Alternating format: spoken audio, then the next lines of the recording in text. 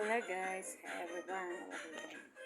So di ba nag-check out ako dun sa yung mga uso ngayon ng mga candies. So dumating siya kahapon. So bale, nakita ko dun sa post is buy one take one. Tapos ang dumating lang sa akin, nilagay ko na lang siya dito transfer ko.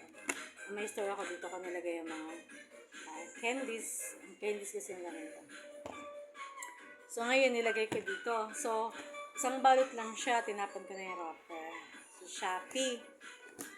Tapos, ang laman niya is, di ba, buy one, take one. So, nakabalot siya. Hindi naman talaga totally totoo yung nasa, nila, affiliate. Hindi. So, minsan, yung iba, kinukuha ng mga patay gutom na mga tao. Siyempre, wala din sila budget. Kaya, ninakaw nila yung isang balot.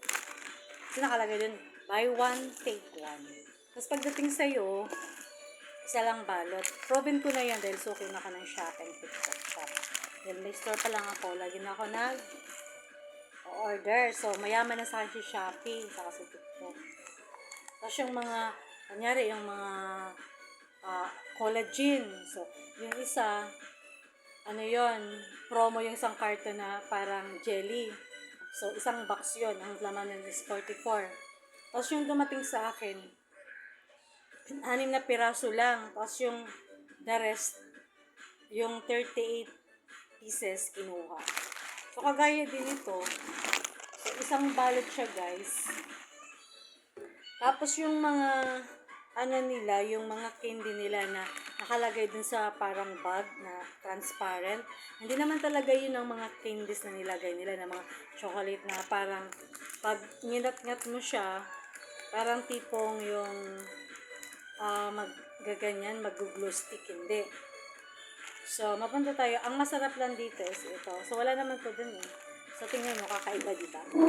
So, ito. Ayan, yun, no? O, diba? 129 pesos, tas ito lang yung mabibili mo. Doon na lang ako sa suki ko, mga imported pa. Although mahal siya, pero totoo. Pero masarap naman siya. Itong mangga, tsaka grapes. Tapos parang may champoy nga dito, ito yung pero hindi sulit yung pera na binili mo. So, na-try ko lang kasi ito. Kaya ko siya binili dahil yung isa sa amin. Tapos yung isa doon sa ate ko kasi uwi siya ng probinsya. Wala na ako maibigay sa kanya dahil isa lang pala. Tapos, hindi naman siya ganun ka worth it. Kaya yun ang mga hirap sa tao. Kaya tingnan mo, ini-endorse ako ng TikTok shop mag-affiliate dyan, mag-ano din ako, pero ayoko. Sarili ko na lang business ang i-endorse ko. At least, wala ka pa dyan, nakakaaway. Walang magko-comment sa'yo, nabudol ako dyan. Sabi ko, oo nga. Pagdating sa'yo, pag-check mo, kunyari, 89. Halimbawa, dried mangoes. Pagdating mo dun sa checklist, 104. Tapos sabihin nila, buy one take one. Di naman, isa pa rin. Dapat, pag mag-ano kayo, promote, ng makatotohanan lang. Walang sobra, walang kulang. Huwag niyong dadayain ng mga tao kasi hindi naman kami mga hunghang. Kayo lang yun kasi wala kayong mga common sense. So, make sense ang sinasabi ko, diba? So, dapat ganun tayo. Huwag tayo mambudol para lang kumita kayo.